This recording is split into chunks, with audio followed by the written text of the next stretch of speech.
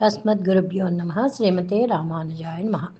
ఈరోజు మంచి మాటగా మన జీవితంలో జరిగే ఏ విషయమైనా పాజిటివ్గా థింకింగ్ చెయ్యాలని తెలియజెప్పే కథనమే ఈరోజు మంచి మాటగా తెలుసుకుందాం.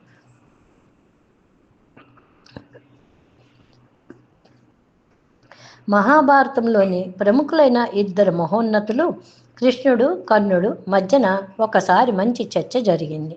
అదేమిటో చూద్దాం. కర్ణుడు కృష్ణుణ్ణి అడిగాడు, నేను పుట్టగానే నన్ను నా తల్లి వదిలేసింది.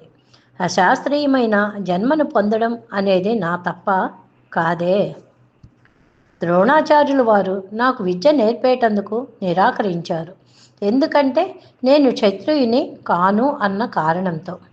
పరశురాములు వారు నాకు విద్యనైతే నేర్పారు, కానీ నేను క్షత్రియుడిగా గుర్తింపబడే వరకు ఆ విద్యనంతా మరిచిపోయేలా నాకు శాపం పెట్టారు.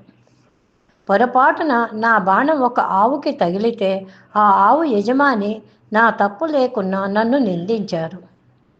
ద్రౌపదీ స్వయంవరంలో నాకు పరాభవం జరిగింది. ఈనాడు కుంతీమాత వచ్చి నేను తన పుత్రుడిని అని నాకు నిజం చెప్పడం వెనుకనున్న కారణం కేవలం ఆవిడ తన పుత్రులైన పంచపాండవులను కాపాడుకోవటం కోసమే.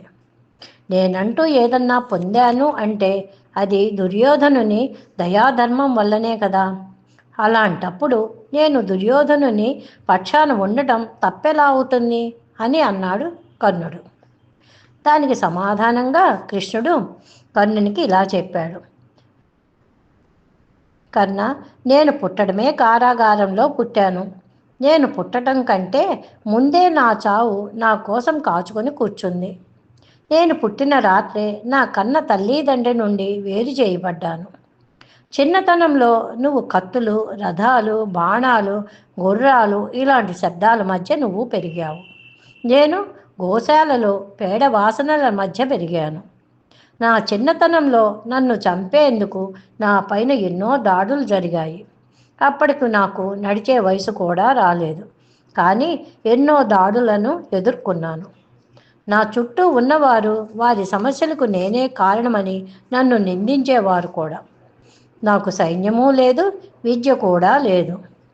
మీరందరూ మీ విద్యాభ్యాసం పూర్తి చేసుకొని మీ ప్రతిభలకు మీ గురువుల నుంచి మీ అభినందనలు పొందే వయసుకి నేను విద్య నేర్చుకునేందుకు కూడా నోచుకోలేదు. సాందీపుని ఋషి వద్ద నా 16వ ఏట నా చదువు ప్రారంభమైంది. జరాసంధుని బారి నుంచి కాపాడుకోవటానికి నా గోకులాన్నంతా నేను యమున ఒడ్డు నుంచి దూరంగా తీసుకెళ్ళి వెళ్లాల్సి వచ్చింది. అప్పుడు పిరికివాడుగా పారిపోయానన్న చెడ్డ పేరు కూడా నాకు వచ్చింది. సరే, ఇంతకీ దుర్యోధనుడు ఈ యుద్ధం గెలిచాడే అనుకో, నీకు మంచి పేరు వస్తుంది. అదే ధర్మరాజు గెలిస్తే నాకేమీ రాదు.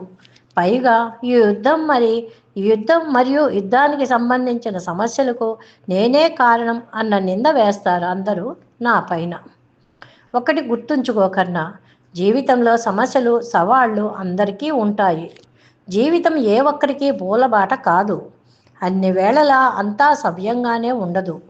దుర్యోధనుడవని, యుధిష్ఠిరుడవని అందరూ జీవితంలో ఎదురు దెబ్బలు రుచి చూసిన వారే. ఏది సరైనదో, ఏది ధర్మమో నీ మనసుకి, నీ బుద్ధికి తెలుసు. మనకు ఎంత అన్యాయం జరిగినా, మనకి ఎన్ని పరాభవాలు జరిగినా, మనకు రావలసినది మనకు అందకపోయినా, మనం ఆయా సందర్భాల్లో ఎలా ప్రవర్తిస్తామో అదే మన వ్యక్తిత్వం అయితే. అదే మనకి చాలా ముఖ్యమైనది. జీవితం ఆటుపోట్లు భరించామనో, మనకు చెడు అనుభవాలు ఎదురయ్యాయనో అనే కారణాలు మనను అధర్మ మార్గంలో ప్రయాణించేందుకు అనుమతిగా మనం అనుకోకూడదు. మనం బాధపడ్డామని జీవితాన్ని చెడు మార్గంలోకి నడిపించకూడదు. ఏ పరిస్థితుల్లో అయినా ధర్మాన్ని వదులుకోకూడదని కర్ణునికి కృష్ణుడు బోధించాడు. కృష్ణుడు కర్ణునికే కాదు, మనకు కూడా బోధించాడు అని మనం అర్థం చేసుకొని ధర్మ మార్గంలో నడుద్దాం. ధర్మో రక్షిత రక్షిత అన్నారు కదా. ధర్మాన్ని మనం కాపాడితే ఆ ధర్మమే మనల్ని కాపాడుతుంది. కాబట్టి ఎట్టి పరిస్థితుల్లోనూ ధర్మ మార్గాన్ని విడవకుండా పయనిద్దాం. జై శ్రీమన్నారాయణ. సర్వం కృష్ణార్పణమస్తు. శ్రీమతే రామానుజాయ నమః. అడియన్ దాసోహం శ్యామలాదేవి.